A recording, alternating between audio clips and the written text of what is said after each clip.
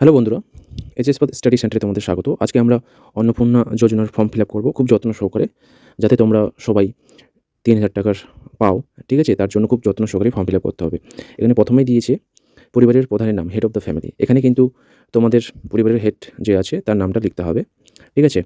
এখানে পরিবার বলতে হেড বলতে কাকে বোঝাচ্ছে এটা কিন্তু ভালোভাবে ক্লিয়ার হওয়া দরকার। দেখো, কোনো ফ্যামিলি আছে যে ফ্যামিলিতে ৩-৪ জন রয়েছে, সেটাই হচ্ছে একটা পরিবার।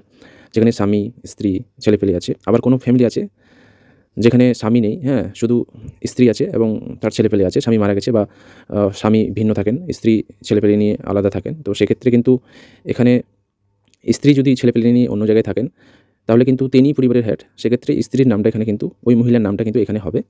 ঠিক আছে? এবার সেকেন্ড ২ নাম্বার যেটা হবে সেটা হচ্ছে জন্ম তারিখ। জন্ম তারিখটা আপনারা আগেকার দিনের যে সমস্ত পুরুষ এবং মহিলা রয়েছে তারা বেশিরভাগই হয়তো তাদের জন্ম সার্টিফিকেট বা আদার্স কিছু নেই। তার জন্য কিন্তু তোমরা আধার কার্ড যেটা রয়েছে সেই জায়গায় সেই আধার কার্ডের জন্ম তারিখটা তোমরা কিন্তু এখানে লিখে দেবে। ৩ নাম্বার পয়েন্ট হচ্ছে পরিবারের প্রধানের লিঙ্গ। হ্যাঁ? পুরুষ হলে পুরুষের জায়গায় টিক চিহ্ন দেবে, মহিলা হলে মহিলার জায়গায় টিক চিহ্ন দেবে। ৪ নাম্বার পরিবারের আধার নাম্বার। আধার নাম্বারটা তোমরা দেখে এখানে বসিয়ে দেবে আধার নাম্বারটা। Number ৫ digital ration card. কার্ডের পারিবারিক আইডি যদি থাকে, হ্যাঁ? তো তোমরা রেশন কার্ডটা নেবে, সেখানে লেখাই আছে। সেই আইডি নম্বরটা এখানে লিখে দেবে। ৬ নাম্বার যেটা রয়েছে পরিবারের সদস্য সংখ্যা। হ্যাঁ? এখানে বলছে শুধুমাত্র সংখ্যাই তোমাদের লিখতে হবে। তো এখানে তোমরা ২ জন হলে ২ লিখে দেবে, ৩ জন হলে ৩ লিখে দেবে, হ্যাঁ? ৪ জন হলে ৪ লিখে দেবে। তো যেই পরিবারে যতজন আছো তারা সেইভাবে এটা লিখে দেবে। ঠিকানাটা তোমরা আধার কার্ডে যেটা রয়েছে সেটা তোমরা সিরিয়াল লিখে দেবে। হ্যাঁ? ভিলেজ, হ্যাঁ? Village, post, police station, district, হ্যাঁ? তো এইভাবে সিরিয়ালি তোমরা কিন্তু লিখে দেবে। নেক্সট ৮ নম্বর যেটা রয়েছে সেটা তোমরা যোগাযোগ নম্বরটা এখানে কিন্তু লিখে দেবে। ঠিক আছে? যোগাযোগ নম্বরটা লিখে দেবে। ৯ নম্বর যেটা রয়েছে যে নাম, জন্ম তারিখ, লিঙ্গ, পরিবারের প্রধানের সঙ্গে সম্পর্ক, আধার নাম্বার। তো এখানে যেটা করতে হবে, হ্যাঁ? এখানে যদি তোমরা পরিবারের হেডের নাম লেখো, হ্যাঁ? সেক্ষেত্রে যদি ছেলের নাম লেখো, স্বামীর নাম লেখো, সেক্ষেত্রে এখানে স্বামীর নামটা লিখে দিতে হবে। যদি কেউ মহিলার নামটা লিখে থাকো তাহলে কিন্তু সেই মহিলার নামটা এখানে লিখে দেবে। ঠিক আছে? তারপর সদস্য 1 তার নামটা এখানে লিখে দেবে। তার জন্ম তারিখ, লিঙ্গ, পরিবারের সাথে সম্পর্ক কী, ওয়াইফ নাকি পুত্র নাকি হাসব্যান্ড, হ্যাঁ? সেটা কিন্তু এখানে লিখে দেবে। তারপর এখানে আধার নাম্বারটা দিয়ে দেবে। সেম কিন্তু ২ নম্বর সদস্যর ক্ষেত্রেই নাম, জন্ম তারিখ, লিঙ্গ এভাবে কিন্তু পরপর যতজন আছো সেই পরিবারের এতে তোমাদের টিক চিহ্ন করে দিতে হবে। আর এখানে যে আছে এখানে দেখো, জাস্ট ওয়েট। এখানে আছে দেখো যে অন্নপূর্ণা যোজনার জন্য আবেদন করা হচ্ছে। যার যার জন্য তোমরা আবেদন করবে তার এখানে পাশে কিন্তু টিক চিহ্নটা দেবে, হ্যাঁ চিহ্নটা করে দেবে। ঠিক আছে? যদি পরিবারের হেড অফ দ্য ফ্যামিলির যদি মহিলা হয়ে থাকে তার জন্য যদি আবেদন করে থাকো তাহলে এখানে কিন্তু টিক চিহ্নটা দিয়ে দেবে। ঠিক আছে? আমরা তারপরের পেজে চলে যাব। তারপর ১০ নম্বর পরিবারের প্রধান পরিবারের সকল প্রাপ্তবয়স্ক ব্যাংক অ্যাকাউন্ট অর্থ স্থানান্তরণের জন্য এখানে কিন্তু লিখতে হবে। যেটা তোমাদের ডিবিটি লিঙ্ক থাকতে হবে, হ্যাঁ? ব্যাংকের অ্যাকাউন্টের ঠিক আছে?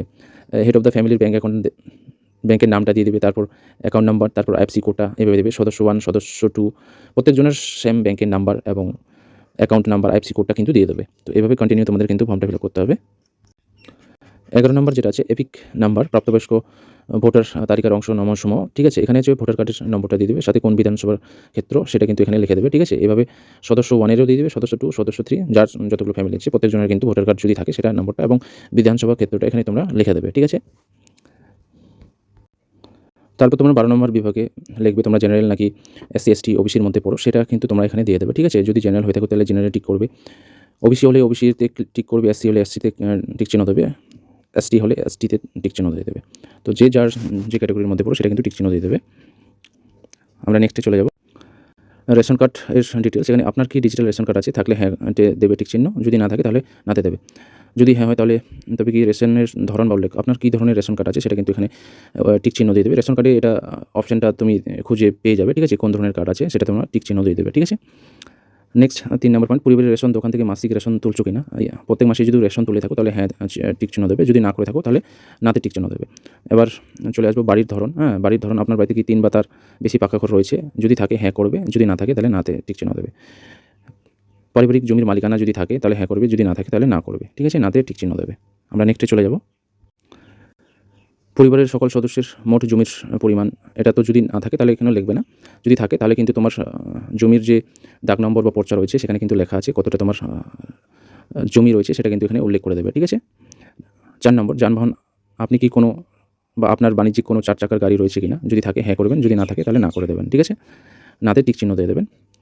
নাম্বার 5 নম্বর, পরিবার ভিত্তিক সদস্যদের স্বাস্থ্য বিমা যদি থাকে, এটা স্বাস্থ্য বিমা বলতে বোঝাচ্ছে যারা শুধু স্বাস্থ্যের জন্য বিমা নিয়েছেন তাদের ক্ষেত্রে এখানে এটা বোঝাচ্ছে। হ্যাঁ? যেমন বলতে গেলে স্বাস্থ্যের জন্য ৳500 ৳1000 মাসে নেওয়া, হ্যাঁ? তো সেটা যদি নিয়ে থাকেন তাহলে কিন্তু হেলথ ইন্সুরেন্স যেটা ৳500 ৳700 মাসের জন্য, যদি হেলথের কোনো সমস্যা হয় সেটা হেলথেরই একটা ইন্সুরেন্স থাকে, সেটা যদি নিয়ে থাকেন তাহলে হ্যাঁ করবেন, যদি না থাকে তাহলে এখানে না করবেন। ঠিক আছে? নেক্সটে আমরা চলে যাব। বাকি সদস্যদের ক্ষেত্রে সেম হবে। ঠিক আছে? যদি না হয় তাহলে না করবেন। নাম্বার ঘয়ে চলে যাব। আমাদের এখানে নাম্বার 1, কোনো সদস্য কি আয়কর বা পেশাগত কর প্রদান করে? হ্যাঁ, যদি করে থাকে তাহলে হ্যাঁ করবেন, যদি না করে থাকে তাহলে না করে দেবেন। পরিবারের সদস্যের প্যান কার্ড যদি থাকে তাহলে হ্যাঁ করবেন। সাথে প্যান কার্ড যার আছে তার নামটা এখানে দিয়ে দেবেন। সাথে প্যান নাম্বারটা এখানে কিন্তু দিয়ে দেবেন। কর্মসংস্থানের ধরন, হ্যাঁ, পরিবারের প্রধান কী ধরনের কাজ করে? সরকারি ক্ষেত্রে করে নাকি বেসরকারি, নাকি ব্যবসা করে, নাকি পার্ট টাইম কোনো জব করে, নাকি কৃষক, নাকি পরিযায়ী শ্রমিক, নাকি বেকার? তো যে যার যেটা প্রফেশনের সাথে যুক্ত সেটা কিন্তু তোমরা এখানে টিক চিহ্ন দিয়ে দেবে। ঠিক আছে? টিক চিহ্ন দিয়ে দেবে। ঠিক আছে? নেক্সট, সদস্যদের ক্ষেত্রেও সেম হবে। হ্যাঁ, যে যার যেটা প্রফেশনের সাথে যুক্ত সেটা কিন্তু তোমরা দিয়ে দেবে। ঠিক আছে? চলে যাবো আমরা নেক্সট পয়েন্টে।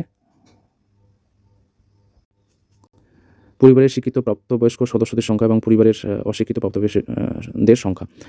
হ্যাঁ, যদি পরিবারের আগেকার যারা ফ্যামিলি মেম্বার রয়েছে তারা বেশিরভাগই অতটা পড়াশোনা করেনি, সেক্ষেত্রে এখানে তোমরা সংখ্যায় ওটা লিখে দেবে। ঠিক আছে? যদি 2 জন হয় অশিক্ষিত তাহলে 2 লিখে দেবে। যদি 1 জন শিক্ষিত হয় তাহলে 1 করে দেবে। তো এখানে তোমরা এইভাবে দিয়ে দেবে। হ্যাঁ, শিক্ষা এখানে পরিবারের হেড অফ দ্য ফ্যামিলি উনি কি শিক্ষিত নাকি অশিক্ষিত? এখানে টিক চিহ্ন দিয়ে দেবে। অশিক্ষিত হলে অশিক্ষিত। কতটা পড়াশোনা করেছে সেটা তোমরা করে দেবে। যদি 2 ক্লাস করে তাহলে 2 লিখে দেবে, 3 ক্লাস করলে 3, হ্যাঁ, 2 ক্লাস পাস বা এখানে বাকি সদস্যদের ক্ষেত্রেও সেম হবে। এখানে শিক্ষিত, এখানে যে 10 পাস, এইভাবে লিখে দেবে 10 পাস। নেক্সট চলে যাবো আমরা, কোনো সদস্য কি কোনো সাংবিধানিক পদ, মন্ত্রী, সাংসদ, পৌর সংস্থা, পঞ্চায়েত সংস্থার কোনো কাজের সাথে যুক্ত? যদি থাকে তাহলে হ্যাঁ করবেন, যদি না থাকে তাহলে না ঠিক চিহ্ন দেবেন। নাম্বার 6, যে কোনো সদস্য কি সরকারি পেনশন পান? যদি না পেয়ে থাকেন তাহলে না করবেন, যদি পেয়ে থাকেন তাহলে হ্যাঁ করবেন। নাম্বার 7, কোনো সদস্য কি জিএসটির অধীনে নিবন্ধ আছেন? যদি থাকেন তাহলে হ্যাঁ করবেন, যদি না থাকে তাহলে না করে দেবেন। তাহলে এখানে পরিবারের বার্ষিক আয়টা এখানে দিয়ে দেবেন। মিনিমাম 90 থেকে 96 হাজার টাকা এখানে মোটামুটি দেওয়া যেতে পারে। ঠিক আছে? তো আপনাদের যেরকম আর্নিং আছে সেটা তোমরা দিয়ে দেবে। নেক্সট পয়েন্টে 9 নম্বর পয়েন্ট, সিএ আবেদনের বর্তমানে অবস্থান যদি থাকে, যদি করে থাকেন তাহলে আবেদন করা হয়েছে সেটাতে টিক চিহ্ন দিয়ে দেবেন। যদি না করে থাকেন তাহলে এখানে প্রযোজ্য নয় টিক চিহ্ন দিয়ে দেবেন। বাকি সদস্যদের ক্ষেত্রে প্রযোজ্য নয় অপশনটাতে ক্লিক করে দেবেন। হ্যাঁ, প্রযোজ্য নয় অপশনটাতে ক্লিক করে দেবেন যদি না করে থাকেন। নাম্বার 2, অন্যান্য কিষাণ ক্রেডিট কার্ড, হ্যাঁ, তারপর ক্রেডিট কার্ড রয়েছে কিনা, শিল্পী ক্রেডিট কার্ড, মৎস্যজীবী কার্ড যদি থাকে তাহলে সেটার নাম্বারটা দিয়ে দেবেন, আইডি নাম্বারটা এবং কোন সালে ইস্যু হয়েছে সেটার তারিখটা। যদি না থাকে কোনো দেওয়ার প্রয়োজন নেই। নেক্সট আমরা চলে যাব 3 নম্বর, যদি এসআইয়ের 2026 এর নাম বাদ পড়ে থাকে তাহলে মামলাটি কি ট্রাইব্যুনালের অধীনস্থ? যদি প্রযোজ্য হয়ে থাকে তাহলে প্রযোজ্য নয় করে দেবেন। যদি সেটা প্রযোজ্য আপনার ক্ষেত্রে হয় সেটা প্রযোজ্য হ্যাঁ করবেন, যদি না হয় তাহলে না করে দেবেন। ঠিক আছে? যদি আপনার কোনো মামলা বা এসআইয়ের নাম বাদ না যায়। আমরা চলে যাব নেক্সট পেজে। বাকি সদস্যদের ক্ষেত্রেও কিন্তু এটা করে দেবেন। যদি এসআইয়ের যদি নাম বাদ না গিয়ে থাকে তাহলে কিন্তু প্রযোজ্য নয় করে দেবেন। এখানে সামাজিক মর্যাদা বা নির্ভরশীল ব্যক্তি, বিদ্যালয়ে অধ্যয়নরত পরিবারের সকল শিশু সংখ্যা। যদি শিশু থাকে তাহলে এখানে শিশুটার নাম দিয়ে দিলেন, কোন ক্লাসে পড়ে, বিদ্যালয়ের নাম, হ্যাঁ, সরকারি নাকি বেসরকারি স্কুলে পড়ে সেটা এখানে উল্লেখ করে দিলেন, হ্যাঁ, টিক চিহ্ন দিয়ে দিলেন। তারপর যতজন শিশু আছে প্রত্যেকজনের এখানে তোমরা নামটা, শ্রেণী, কোন ক্লাস পড়ে এইভাবে কিন্তু দিয়ে দেবে। তো চলে যাবো আমরা নেক্সট পয়েন্টে। নাম্বার 2, শিশুর টিকাকরণের বর্তমানে অবস্থা। যদি শিশুর টিকা চলতে থাকে সেটা কিন্তু হ্যাঁ করে দেবেন। যদি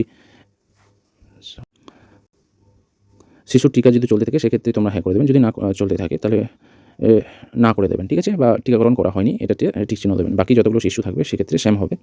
এবার নেক্সট পয়েন্টে আমরা 6 নম্বর পয়েন্ট, সরকারি প্রকল্পের আওতায় সুবিধা। আপনি কি কোনো সরকারি প্রকল্পের ডিবিটির মাধ্যমে কোনো প্রকল্প পাচ্ছেন? যদি পেয়ে থাকেন তাহলে হ্যাঁ করবেন, যদি না পেয়ে থাকেন তাহলে না করে দেবেন। ঠিক আছে? চলে যাবো আমরা নেক্সট পেজে।